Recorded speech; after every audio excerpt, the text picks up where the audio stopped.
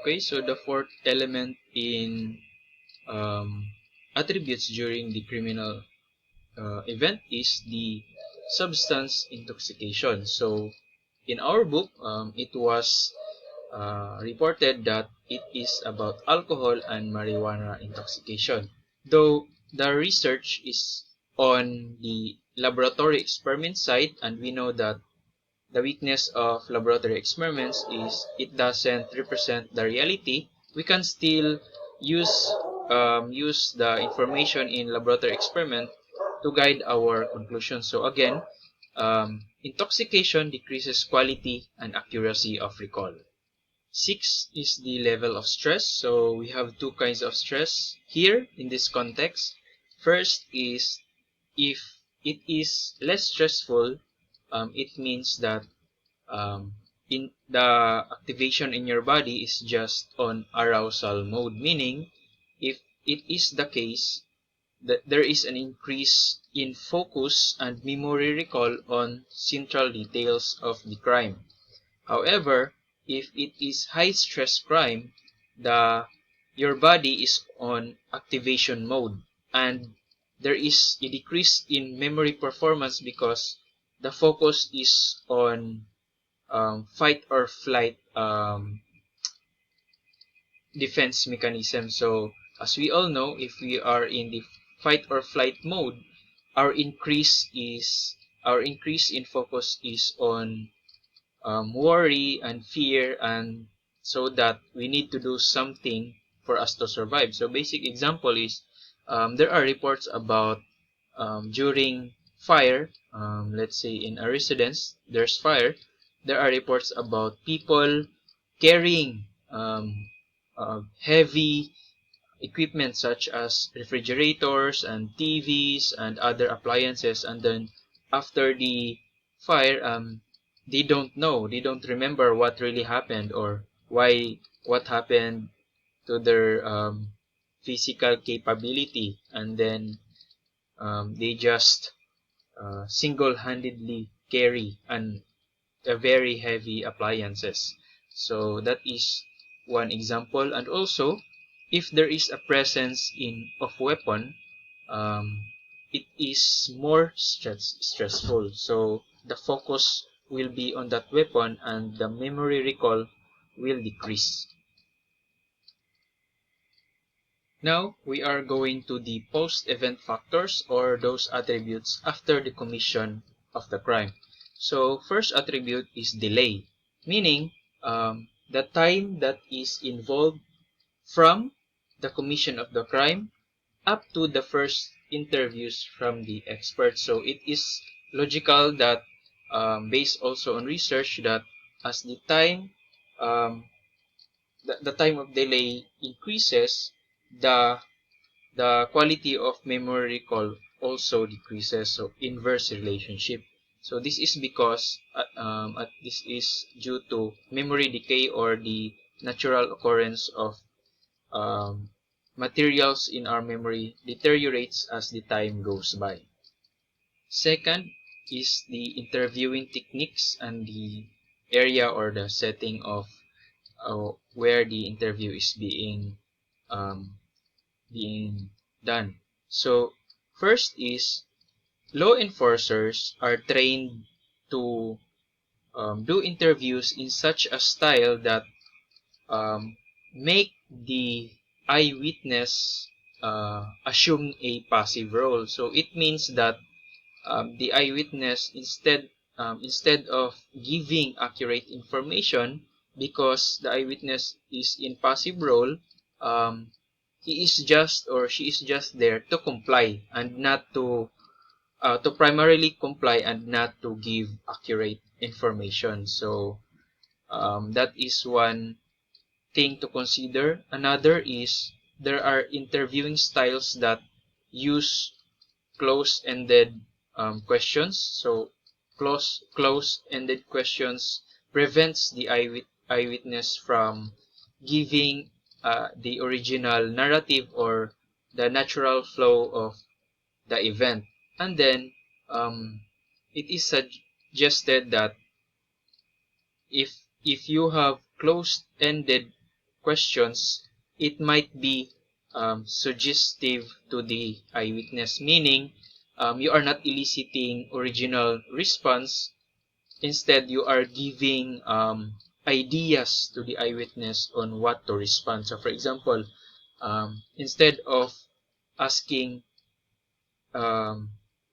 what vehicle did you ride during the car accident, you ask the color or the type of vehicle. Is it a truck? Is it a four-wheel drive, type of vehicle? So that is the disadvantage of asking close-ended questions.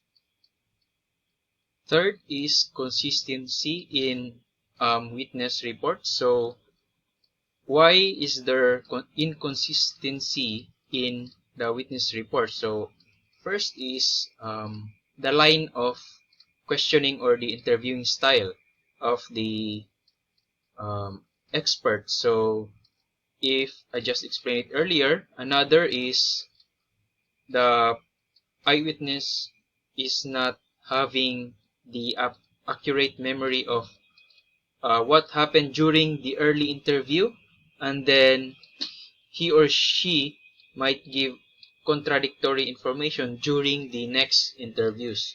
So, though there are recorded inconsistencies in your witness reports, it doesn't mean that it is inaccurate. It only means for the law enforcer or the evaluator to ask more questions and do further investigation.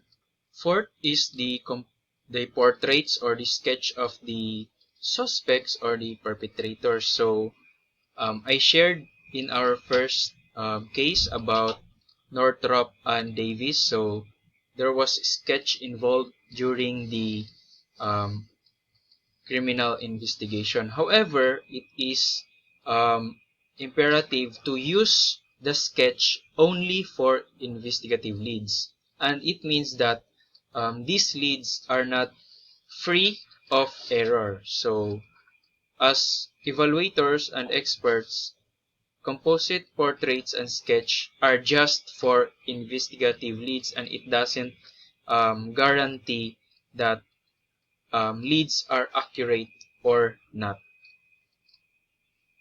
Fifth is about lineup composition. So this is what we call a lineup of suspects. So as you can see, it is reported that this kind of procedure is not standardized, and errors can be identified mainly because, for example, as I have discussed earlier, on the side of the eyewitness, for example, in facial recognition, he may identify, let's say, the middle, this number fourth guy from the left. So this fourth guy is identified as Alan Northrop, but let's say you are the eyewitness.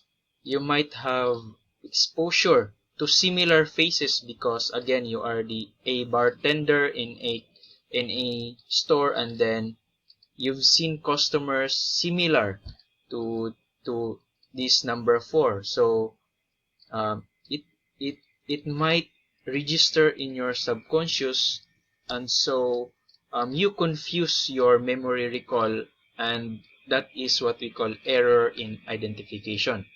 Also, this kind of procedure is more of a multiple choice task rather than recognition task, and it is suggested to observe ethical practices during lineup composition, during identification of lineups of suspects.